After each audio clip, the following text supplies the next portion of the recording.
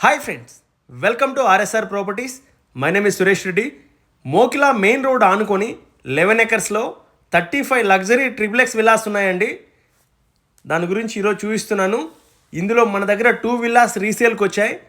ఒక్కొక్కటి వచ్చేసి 5 BHK with home theatre and study రూమ్స్తో 2 రీసేల్ విల్లాస్ ఉన్నాయండి మన దగ్గర.